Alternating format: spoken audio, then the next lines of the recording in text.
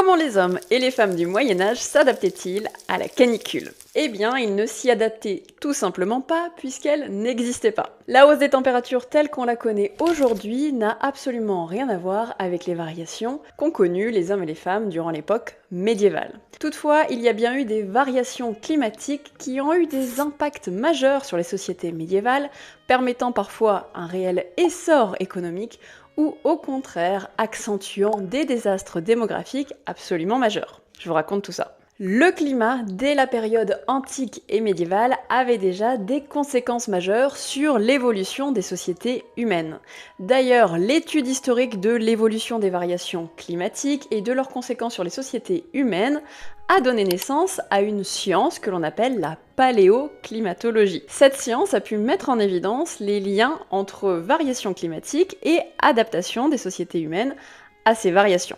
Ainsi, certains historiens spécialistes du climat comme Emmanuel Leroy-Ladurie ont pu mettre en évidence que durant l'époque médiévale, il y a eu deux grandes variations climatiques qui ont eu des conséquences majeures sur les sociétés médiévales. D'abord, une période allant du Xe au XIVe siècle, appelée le Petit Optimum médiéval. Une période qui est marquée par un relatif adoucissement des températures, permettant ainsi un enrichissement majeur des sociétés du Moyen-Âge. Conséquence, durant ce Xe, XIe, XIIe siècle, on note des sociétés qui sont marquées par un fort essor démographique et par conséquent par un enrichissement culturel, économique et également architectonique, avec le développement des grandes cathédrales qui marquent les paysages médiévaux de ces périodes. A l'inverse, à partir du milieu du XIIIe, XIVe siècle, les historiens spécialistes du climat notent qu'il y a un refroidissement qu'ils appellent le petit âge glaciaire. Cette période va entraîner un fort déclin démographique puisque les sociétés anciennes étaient extrêmement sensibles aux variations du climat, puisqu'elles dépendaient des productions agricoles pour leur survie. Toutefois, si on note qu'au cours de l'histoire humaine, il y a eu des variations climatiques, il ne faut pas oublier que ces variations naturelles n'ont absolument rien à voir avec le phénomène de réchauffement actuel. Si on compare les courbes, on voit bien que la croissance des températures actuelles, de par sa rapidité et la hausse absolument majeure des températures, démontre bien qu'aujourd'hui le phénomène n'a rien de naturel.